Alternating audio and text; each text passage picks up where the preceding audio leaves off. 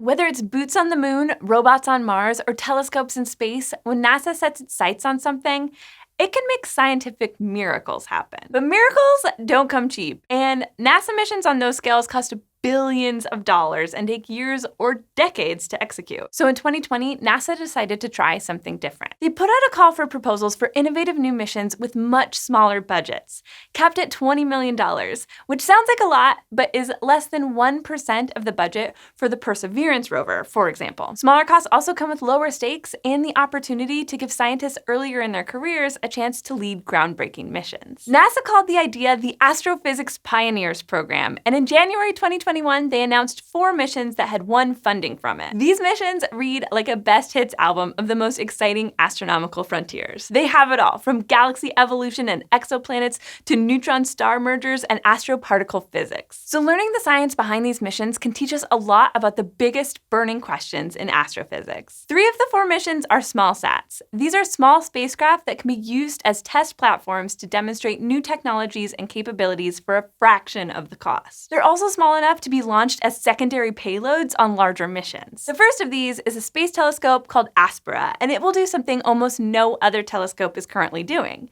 It will look at ultraviolet light. Much of UV light is strongly absorbed by Earth's atmosphere, which is great for preventing skin cancer and not so awesome for astronomy. So ultraviolet telescopes are usually placed in space where our atmosphere doesn't get in the way. But right now, the only active space telescope that can see in the UV spectrum is the big one, Hubble. And that's kind of a pain because there are plenty of things that primarily emit or absorb UV light, like certain gases. And with everything else it can do, research time on the Hubble is limited. So that's where Aspera comes in.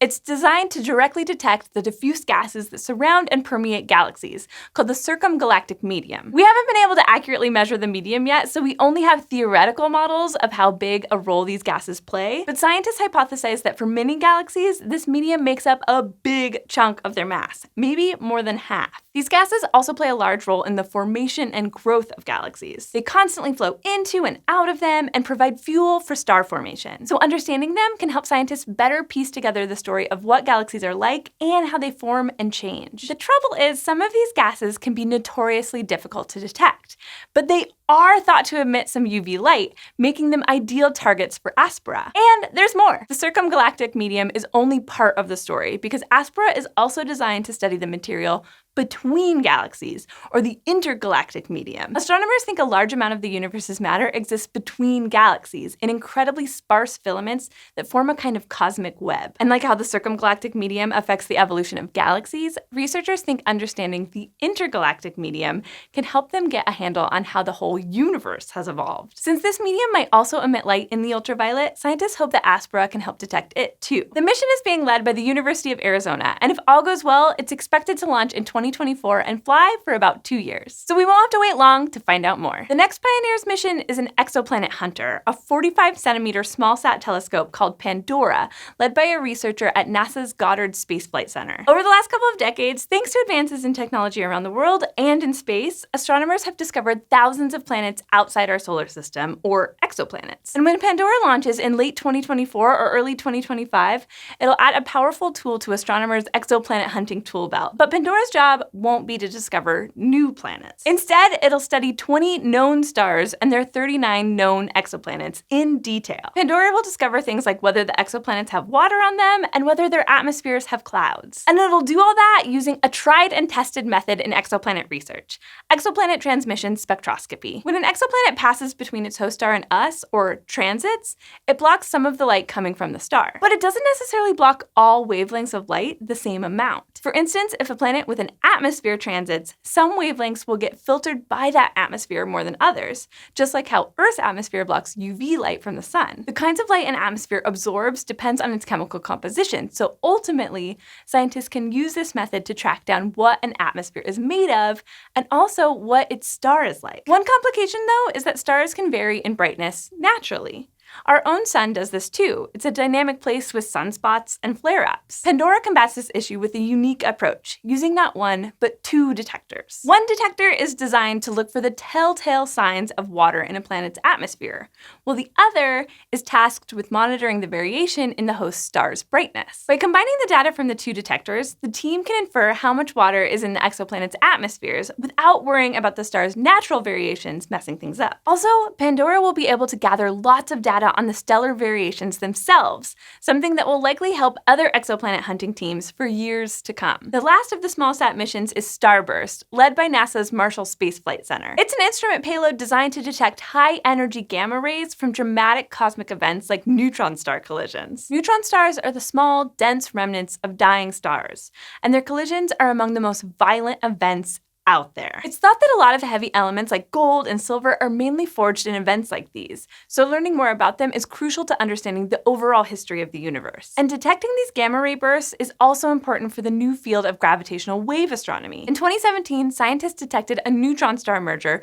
by seeing its gravitational waves, ripples it made in the fabric of space-time itself. But what was extra cool was that at the same time, other researchers detected light from the same collision. Having 2 independent indicators of the same event helped astronomers to triangulate the collision, working out where in the universe it happened. These teams also detected lots of different kinds of light coming from the collision, including a burst of gamma rays. And that was a big deal because astronomers had long wondered about the source of gamma ray bursts, sometimes called GRBs. So researchers can now say that at least some come from neutron star collisions. Since then, though, no one has seen any more of this kind of multi-messenger event, events where scientists can detect and observe a phenomena using more than one technique at a time. StarBurst aims to change that, while also helping researchers learn loads of fundamental physics and cosmology. Right now, there are quite a few GRB detecting instruments in space, and together they see roughly 1 burst each day somewhere in the universe. But the existing detectors don't cover the whole sky, and some events are too faint to detect with our current instrumentation,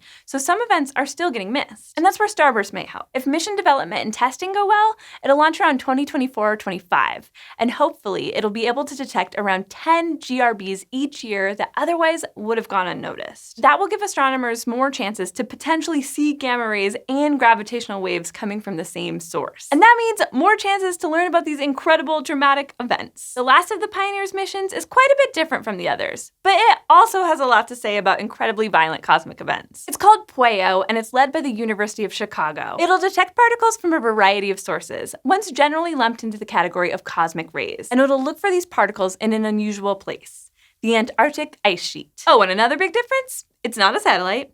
It's a balloon! PUEO is a follow-up to a 2006 NASA experiment. That study launched a helium balloon in Antarctica carrying a small, uncrewed antenna array called ANITA. The balloon reached an altitude of around 40 kilometers and drifted around Antarctica for 35 days gathering data. And 3 further flights over the next decade did something similar. ANITA was looking for ultra-high-energy neutrinos, tiny subatomic particles that can pass through anything in the universe almost entirely undisturbed. And it did that by staring at Antarctic ice sheets. See, when neutrinos collide with the atoms of other materials, each interaction produces a distinct radio signal. And ice is a radio-transparent medium, meaning it allows radio waves to pass through it without really disturbing them. So watching ice is a great way to observe neutrino interactions. That said, not every neutrino will collide with an atom in a material, so you also need a huge detection area. And the radio signals produced by these interactions are also very faint.